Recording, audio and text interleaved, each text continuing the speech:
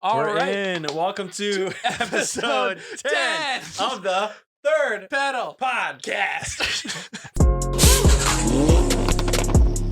All right, so this week we've got some exciting stuff to talk about. We want to talk about winter driving. Yeah. I think we've said it before, maybe we have not. We're in Wisconsin, and it was a pretty mild winter up until like 2 weeks ago. It's been fairly chill. It's been, well, it hasn't been that bad. Yeah.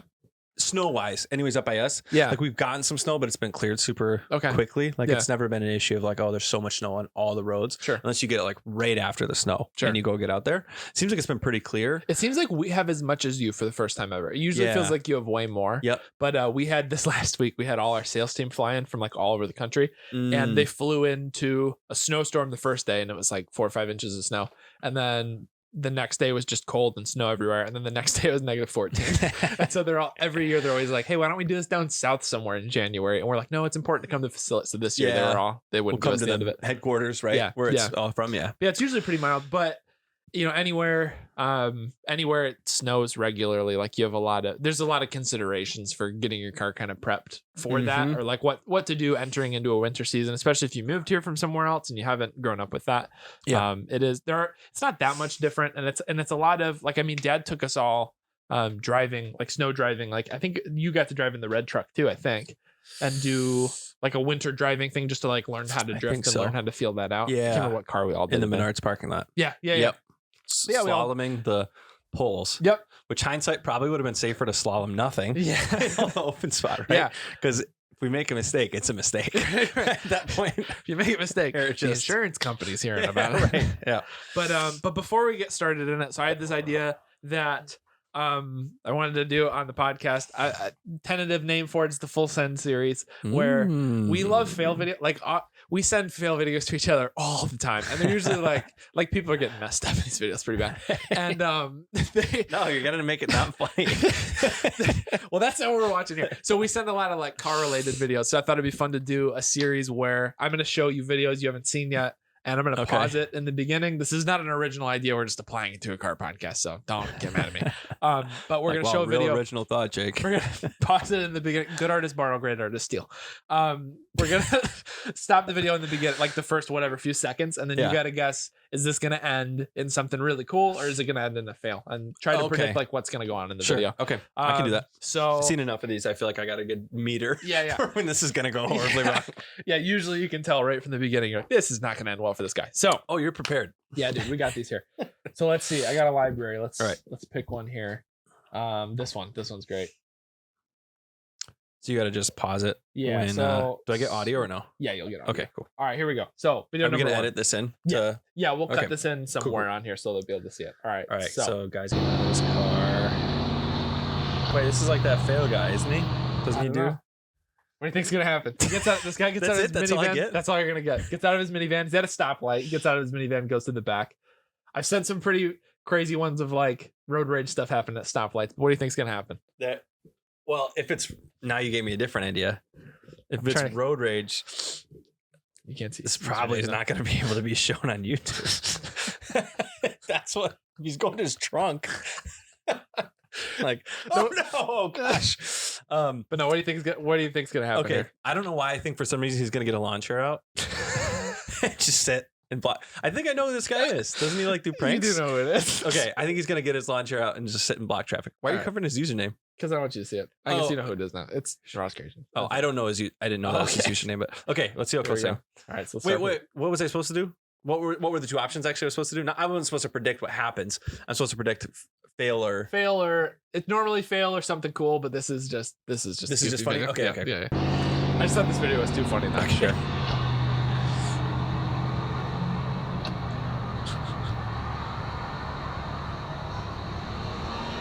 I forgot my freaking steering wheel. So he's trying to make people think he forgot it. Oh, it's so funny. Oh man. All right. Why is that so funny? It's just like, forgot my freaking steering wheel. No. All right, here we go. Here's the next one. Okay, so GTR and McLaren. Okay. All right. So we got some drive-by going on here. Got the GTR and the McLaren driving down the street. What do you think? Something cool is gonna happen. Something bad is gonna happen. Like, okay, so this is either gonna go great or go terribly wrong, right? Yep. Okay. I gotta come up with 2 words for that. Like, I know, like freak or fail or fail or fail or freak and awesome. maybe not that one. Okay, like, cool. We'll workshop it. So the McLaren is going pretty slow. Okay. I think he's gonna gun it, compress the crowd, and I think that's a rear wheel drive. Okay. I think most McLarens are rear wheel drive, right? Yeah, I think so. So I think he's, which it's not a Mustang, so I'm expecting to see a Mustang that's gonna gun it and spin out. But I think that's what's gonna happen to him. Okay, let's go for it.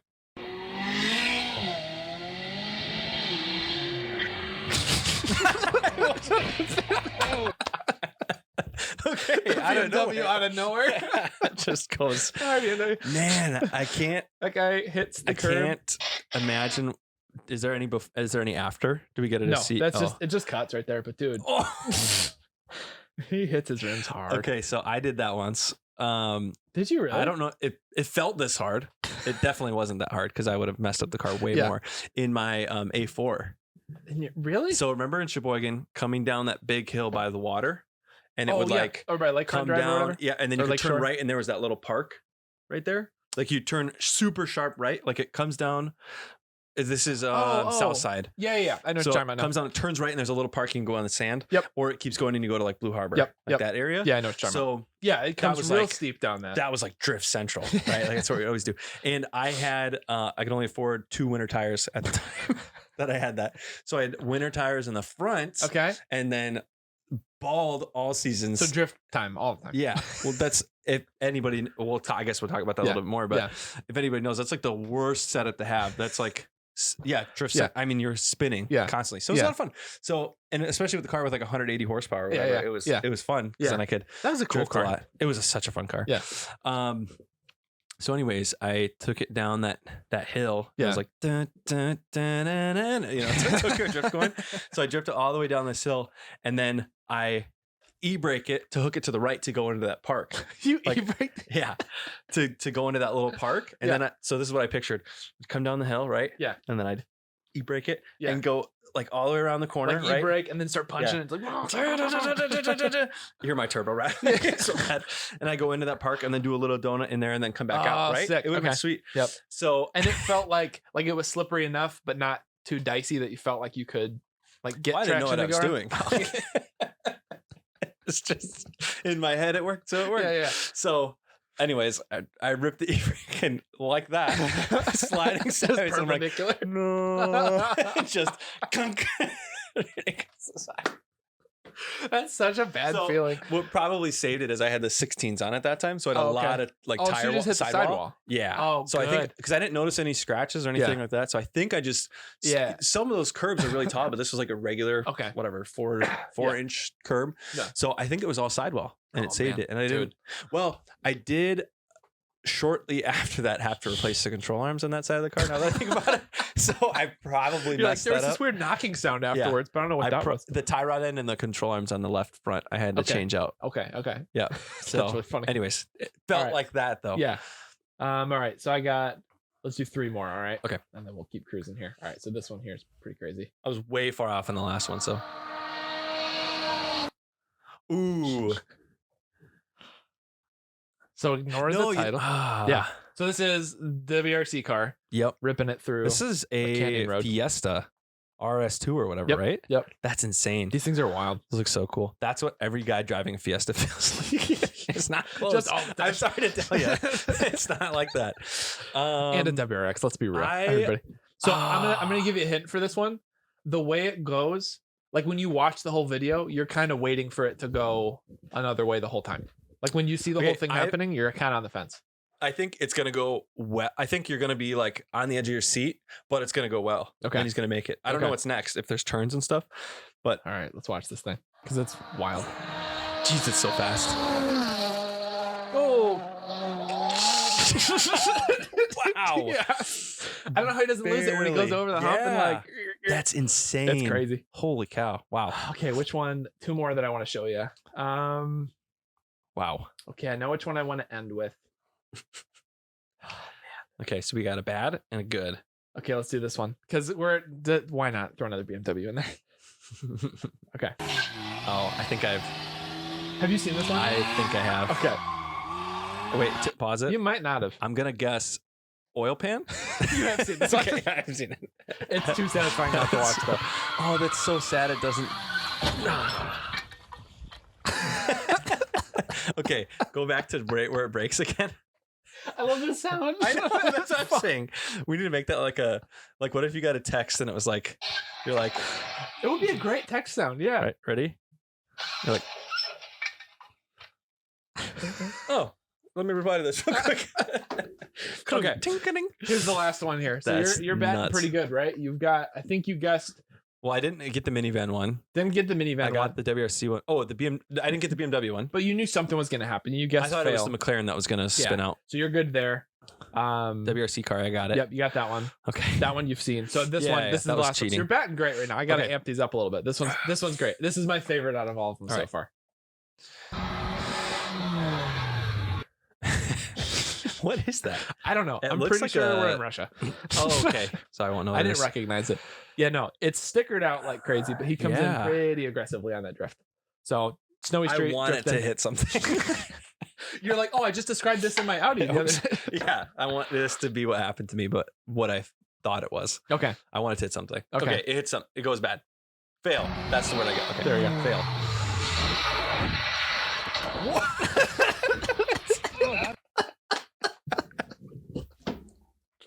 I don't know freaking how. How is this possible? Like, and the car just stops. How is that not a Jason Bourne movie? Don't know. That's what we should cut it. Yeah. Oh my gosh, it's Jason Bourne. All right, we gotta edit that up. That's anyway, like when that's like sounded like Russia or something, right? Yeah. Those people with cars are a different breed. Oh yeah. Like. So, some guy definitely tried to do that in a drift competition in the U.S. and accidentally ran himself over. I'm sure of it. Oh, I've seen it. It was in a BMW too, actually. Of course, it's the yellow one. He tries to go out the door and he goes over himself. Yeah. Can we find that video? I'll try to find it. But anyway, so I thought that was a good segue to get into snow driving stuff. Yes, but yeah, that's amazing. I didn't expect that to be the way that video. Like I watched that video and I almost sent it to you guys, and then that's when I had the idea for this whole segment. Just hold I was it. like, that's good because we send so many of them back and forth. Man. We can just hold it and then challenge each other with them or whatever. So yeah, so in the future, if that, I think we'll keep doing this regardless. like it's just a shadowy dude. Just like, what's up? It's crazy. But yeah, no, we'll keep doing that. So save some videos and stuff, and then we'll all show each other videos in the future. But getting into some of these winter car things. Yeah. So winter prepping your car. That was something we wanted to talk about. You want to talk about winter tires, some other stuff there. So yeah, I don't know. What do we got? Getting ready for winter driving. What does that look like? I always recommend winter tires. Yeah. So, it makes a big difference. The thing with all seasons, I know there are some really good all seasons. Mm-hmm. Most of the time they're going to be not optimal for, I guess it depends on what you're driving. That's true. If you want like your performance car to also be your daily driver in the summer and the winter, then I always recommend having one set for each. Yeah. I would be so bold as to say if you have a car, you should definitely have a set for each. Because on an SUV, like I don't know why I've been paying attention to that lately, but it seems like every SUV out there that I see just has, like, if you have a really nice set of all seasons on that, that's fine. It's a heavy car. Yeah. But like if you're driving like a car and it is something you care about, it makes a world of difference. Well, it's usually okay, but even the Tiguan came with the 20-inch. Yeah. And it had really nice, they were new all seasons. Yeah. And it was okay. Yeah. Like I could get around fine. Sure. But a lot of slipping in the corners, like a lot of losing traction when you're like starting and going. Yeah. And now that I have those the 15s or whatever they are, the 1552s. Yeah. With the like studdable winter only tires. Yeah. Like I almost can't slide it. Yeah. It's so cool. Sticky now. That's crazy. So I always recommend that because all seasons, there's some really good ones, but they're going to be, especially on a performance car, not optimal for the summer. Right. And they're going to be not optimal for the winter. Right. So like you're saving a little bit of money, right? But you're getting a product that's not going to be your best case scenario for either season. Right. So like in the summer, if you really want to punch it,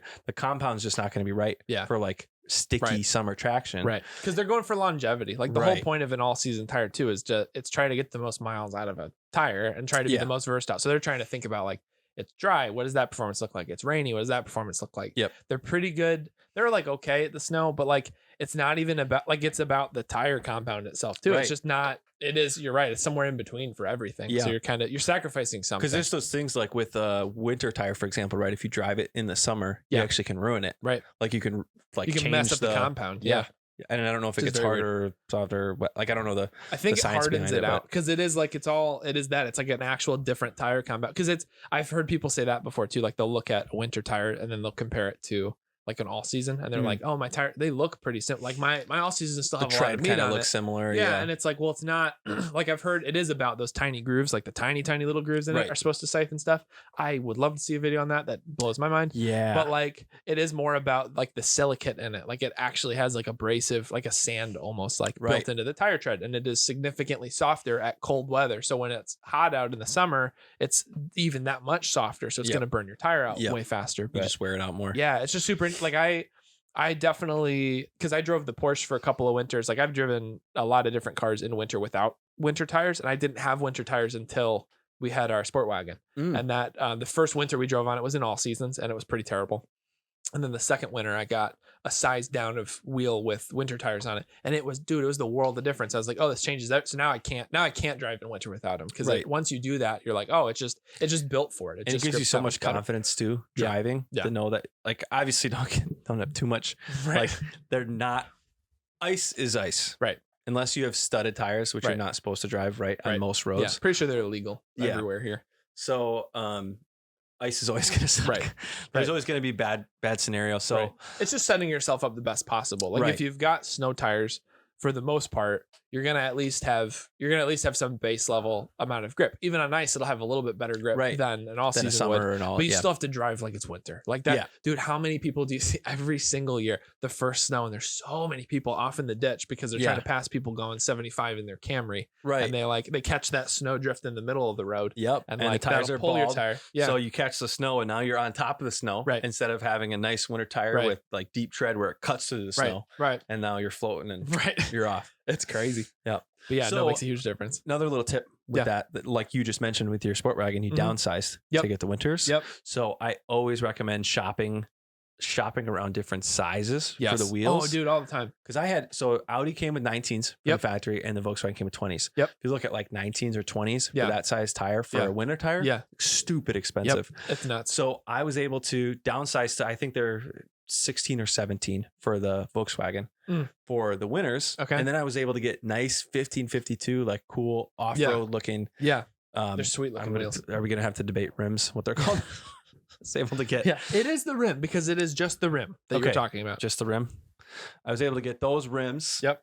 At a good deal. They had the buy three get one, which is a pretty sweet deal. Yeah. For those, and then I was able to get really, really nice winter tires for like 3/4 of the cost of just getting tires for those 20s. And I did the same thing with the Audi, and I got 18s instead of 19s, which is not that much of a difference, but it was a way more difference. Common. Yeah. World of that's difference what for that's the what it tire comes cost. down to. I do the same. If you guys are looking for new tires, you can Google like a tire size calculator. The first one that shows up is the one I always use, but it lets you put in your original.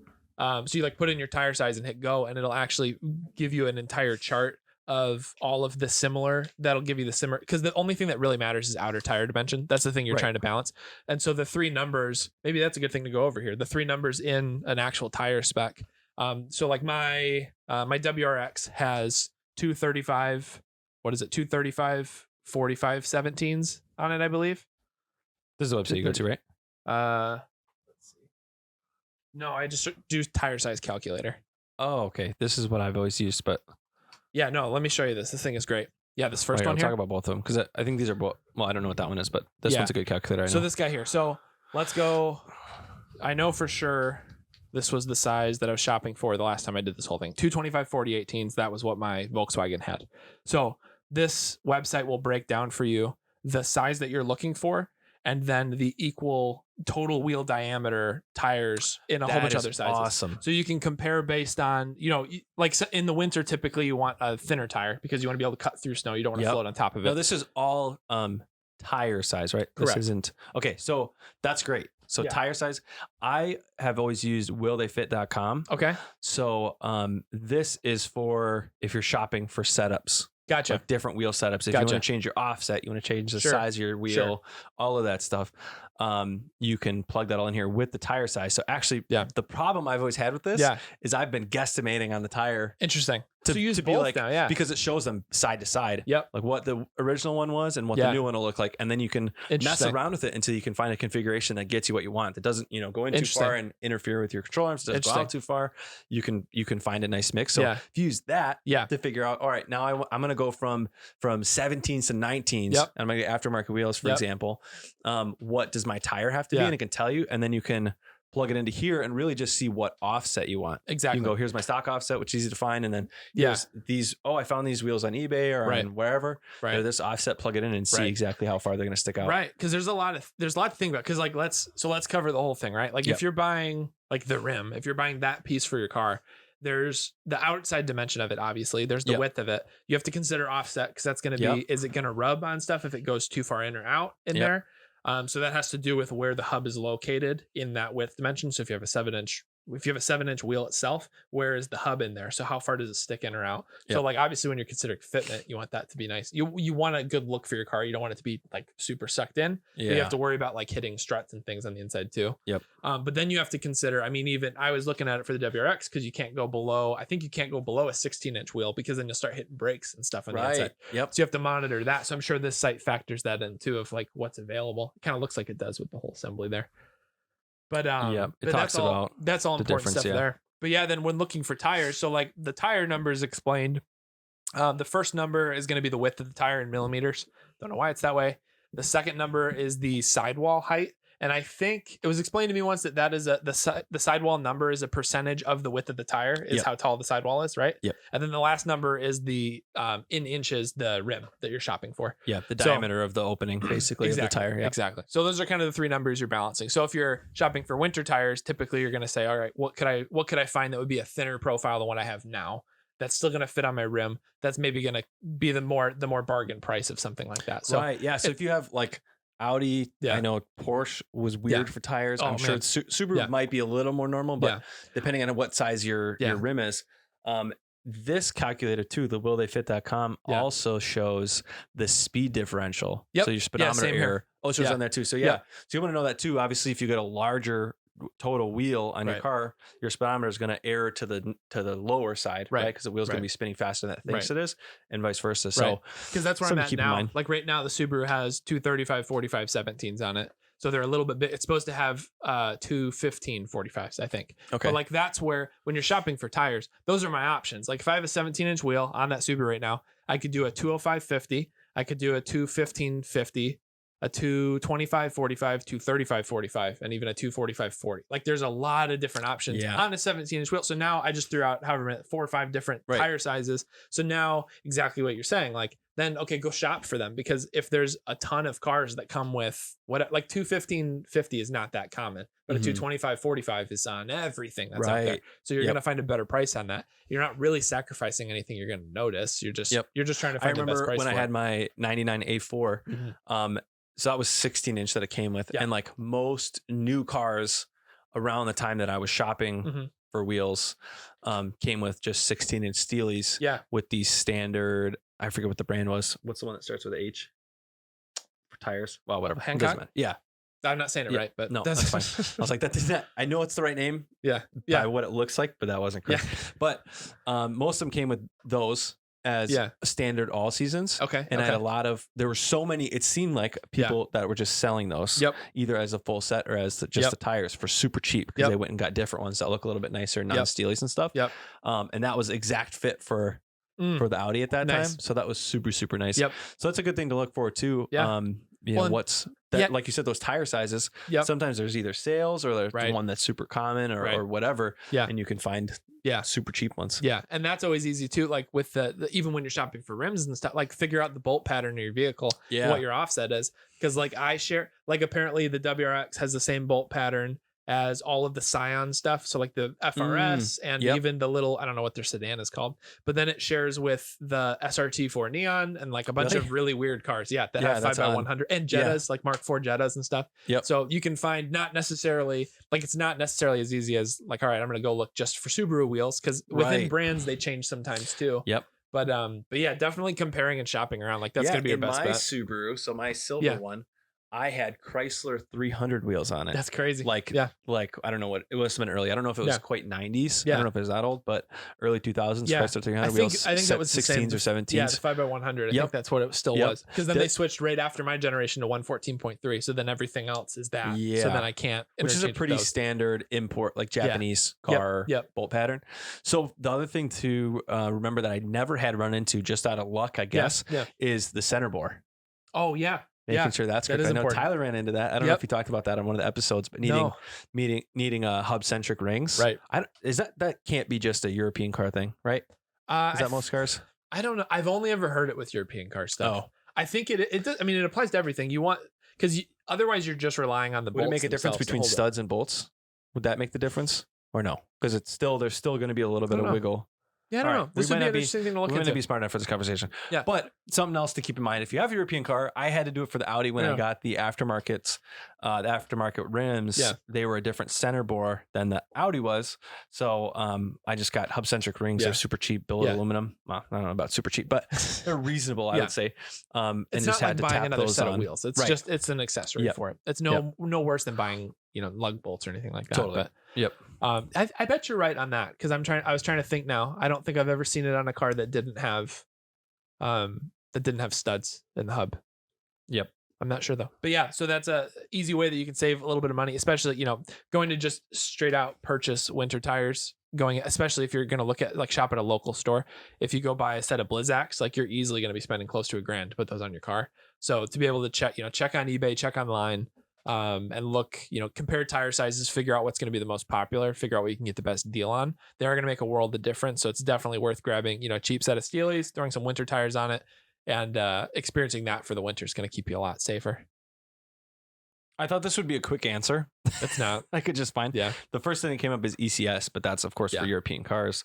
The other thing that came up was, do aftermarket wheels come with hub-centric rings? Which is no, 99% of the time. Right.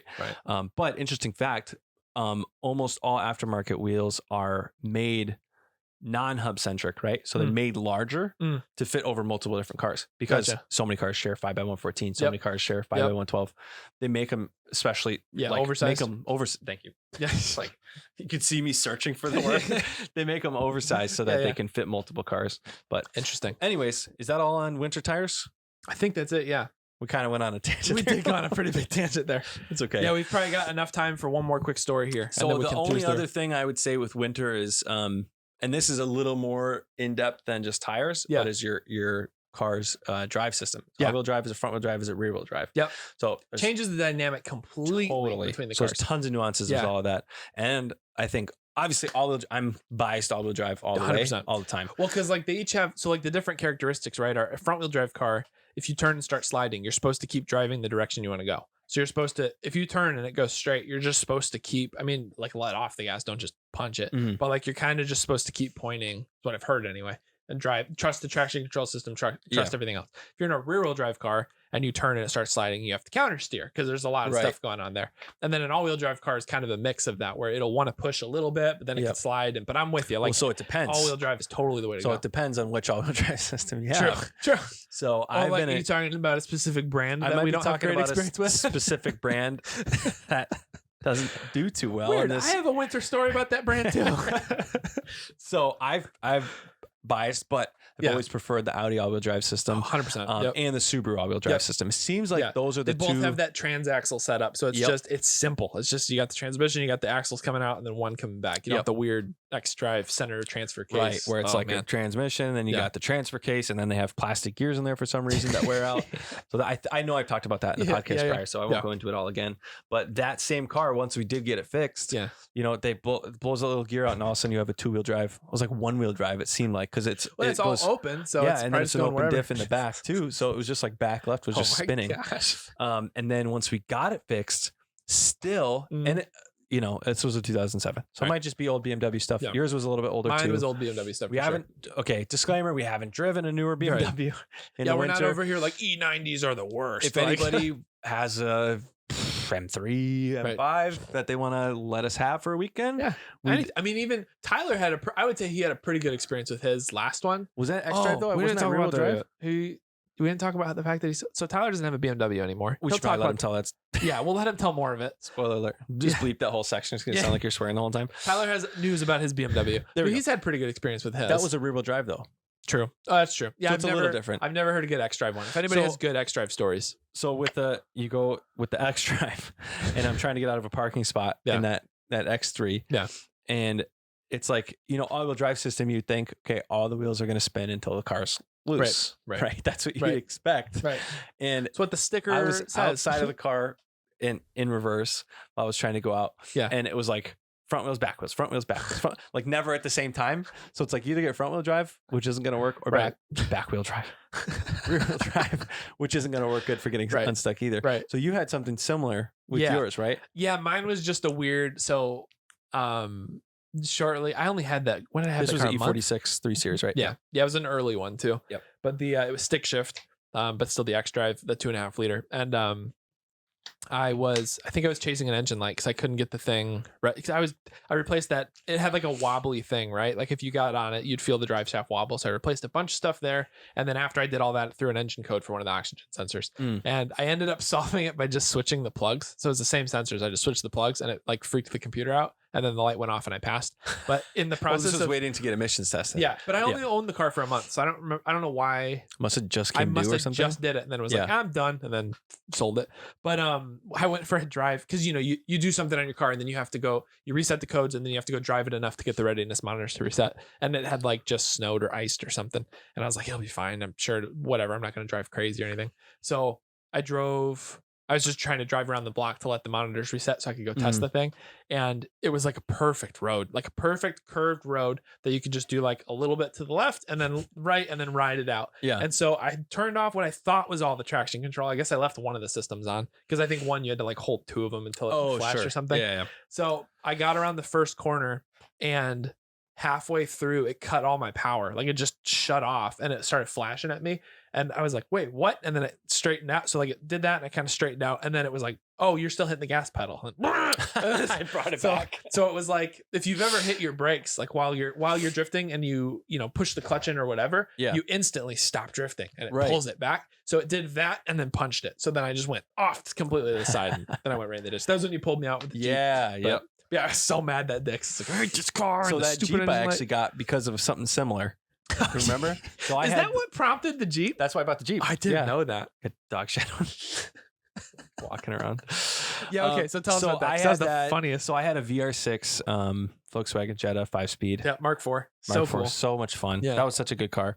That was a fun car. So that was my first 6-speed, wasn't it? Wasn't that a 6-speed? I don't remember. Oh, I thought 5 or 6-speed. I thought that's what I thought was really It was cool. one of them. Yeah. It was manual. I could have just said manual. And so that's front wheel drive, of course. And that one was regular all season tires. This was the first experience of that. I know my knee's being licked by a dog right now. It's okay. This isn't distracting. No. So all season tires. Okay. For my first experience with, well, not all seasons. I don't even know what tires I had on the Datsun. Yeah. I never changed them. It might have been from the 70s. You just had the OEM, the 14s or whatever that were on there? Yep. The most I did was plastic one of them. And that was it.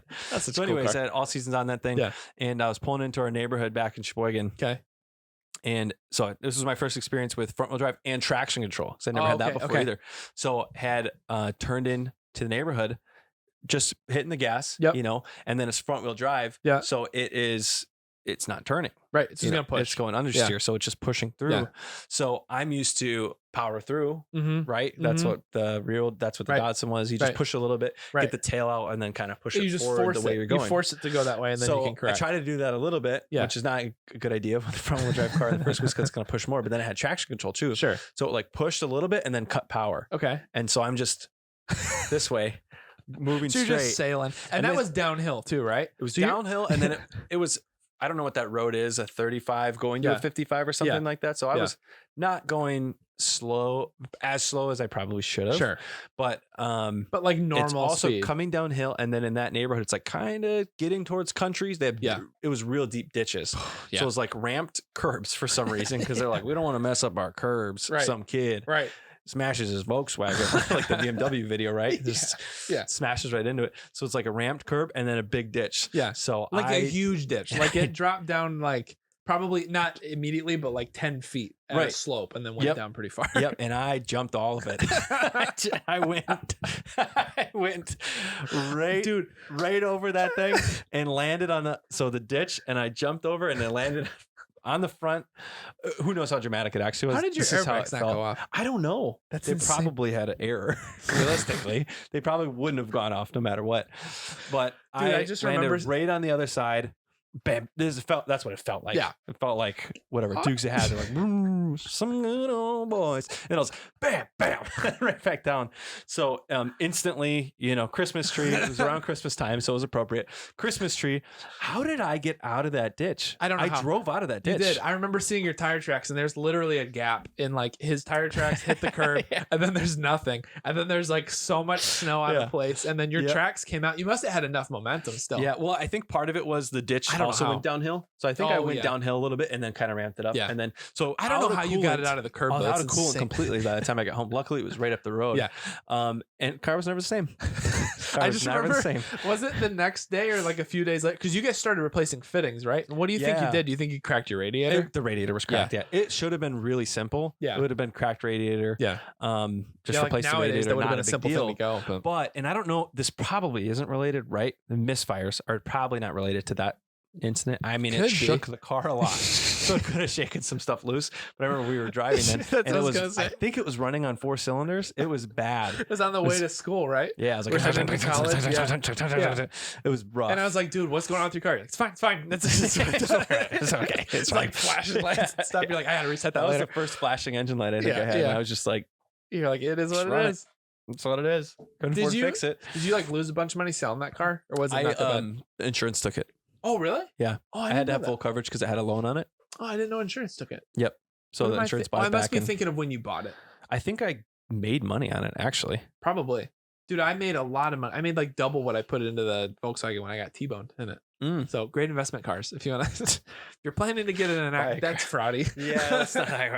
If you're accident prone. On both Volkswagens, I got in accidents. I made a lot of money on them. And Tyler. Volkswagen and your insurance company is looking American at you like, family's like, yeah, we're gonna talk to these guys. She's not gonna.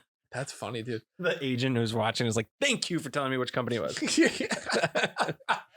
Let's cancel that policy. Oh my gosh, that's such a funny story, man. That was so. Anyways, that's when I got the Jeep to be able to pull you out. And I remember going, and this was a dealership. I bought this Jeep. I remember we both almost bought that Jeep. We loved that thing. Yeah, that thing I was sweet. just signed the papers on it. Yeah, and the guy was like, hey, 4-wheel go doesn't mean 4-wheel stop, right? What? That was the line he said to me right after I signed the paper. Like, basically, because I told a story about why I'm buying the car is I just crashed this front wheel drive car and I want something a little bit better. Yeah. And he's like, this is heavier. And so he's like, hey, can I get you to sign here? Sign here? Oh, yeah. And you're like, the financing had. Can I take your pen back? Financing went through already. He's like, just so you know, this is not going to handle better. It did go better, obviously. Did you drive that thing like all the time? Hard? So that was a selectable 2-wheel drive to 4-wheel drive. So it could go rear wheel or all wheel. It's the same one that's in our Jeep. Was fun. That'd be another. That'd be one I would keep or get another one. That's why I love Chloe's TJ because it's basically the same drivetrain between the two. But I'd opt for the 4.0 is insane. But I would opt for the 5-speed. Those because the automatic was fine. Yeah, you could go. I would go real 2-wheel drive and then go into selectable. Yeah, you'd have 1-2 drive. Yeah. So stay in 1 and 2. I used to do that on my Grand Cherokee too all the time. And then like so bad. And then especially compared to our DSG now, right? You'd be like clunk. That's how the Raptor felt. Yes, that's exactly how the Raptor felt. This is kind of related, but you said you wanted a stick shift Jeep if you were gonna get one again. Yeah. Have you ever driven a stick shift truck before? No. Oh, dude, it's so. When did I? Do I not want one? Oh, it was. I mean, it's just different. Like, just accept that it's very different. It's just so like. There's so much room and it's so sloppy, and you put like it's not at all like a car Dad's like feeling F350. Yeah. Turbo diesel one, and we'd sit in the middle seat and shift for him. Yeah. Like, yeah. Because it's kind of like, instead of being like, here's your gate or whatever. Yeah, it's like, it's first is top left somewhere. And just kind of but I can't remember where. It was an old truck that I drove. I can't remember why I drove it, but I just remember being like, this is broken, right? This is how it is. Just like, this is a brand new truck. Just rolled off the lot. 6 miles. Oh my gosh. But anyway, stay warm. Drive safe. Start your cars before you go get in it so you don't freeze your fingies off. And sorry to everybody who's got a metal shifter knob. Oh gosh. That's gotta be frostbite instantly. But anyway, peace.